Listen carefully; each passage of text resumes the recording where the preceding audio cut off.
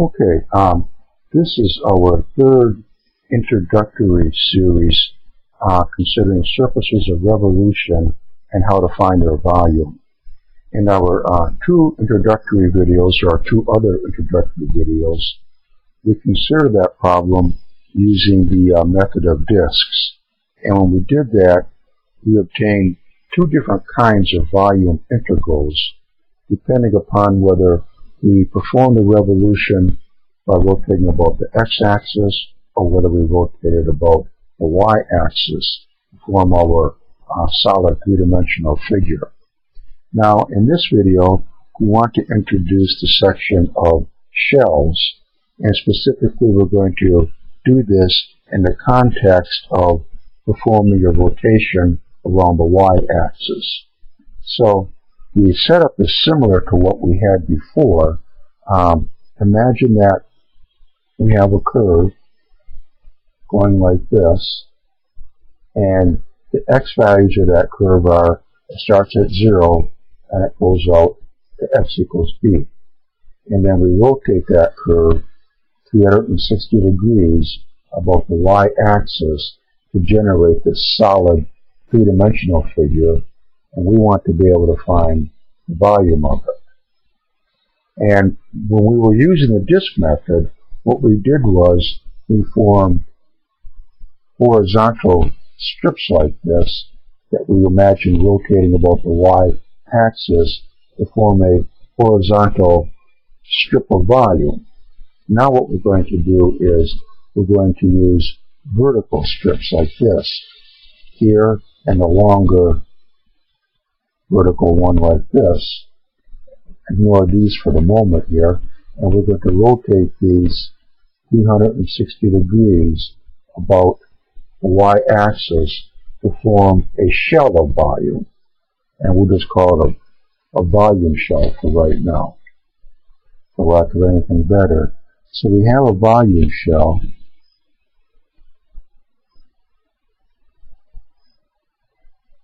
that we created by taking this vertical strip with a shorter vertical line and a longer vertical line, because we have this curve here, and we rotated that 360 degrees about the y-axis.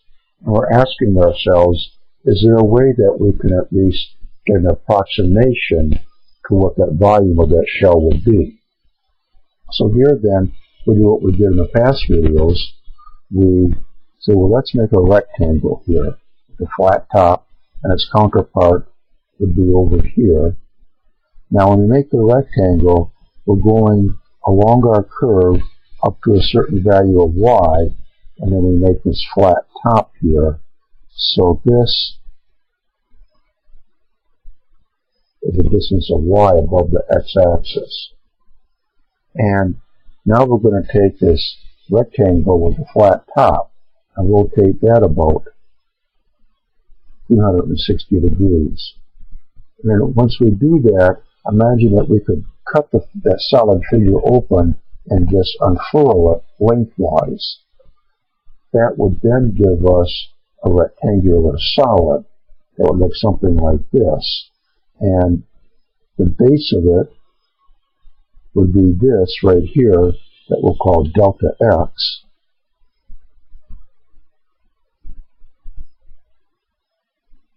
The height of it would be y, and the length of it, that would be equal to the circumference of the circle that we make. And we're going out here a distance of x, and we're forming this rectangle here. It's a distance of x in the y-axis. Over here it's a distance of x. So the diameter of our circle is 2x. So the circumference of our circle is 2 pi x. So when we unroll this out or unfurl it, the length of our solid rectangle is going to be 2 pi x. And the volume of it then would be 2 pi x, this side, multiplied by this side, multiplied by dx.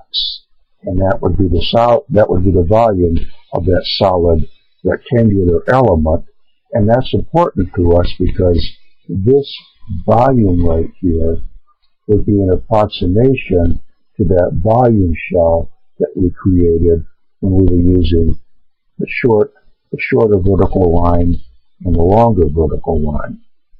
So we say that the volume of the shell is approximately equal to 2 pi xy times delta x. Now imagine if we did this not just with one rectangle, but with many rectangles, vertical rectangles that we could construct, starting at x equals 0, going to x equals b, and rotating them, and finding their associated volume elements, like this, and adding it all up. Then that would be an approximation to the total volume of our figure. And that's what we say here. The total approximate volume would be this, of each one of these figures that we make, adding it all up, going from x equals 0 to x equals b. Now, imagine that we continued this process, but we refined it, so that here for our incrementing x, if we could make it smaller and smaller and smaller as we're forming these rectangles, then that means that we'd be cutting away a smaller and smaller part of this up here that got clipped away before. Now we'd be ignoring the smaller and smaller part of that, which means then that if we can make our delta x's smaller and smaller, when we form these rectangular solids here, the volume of them will be a better approximation for each of these shells that we could construct. So that if we let, say, delta x go to 0,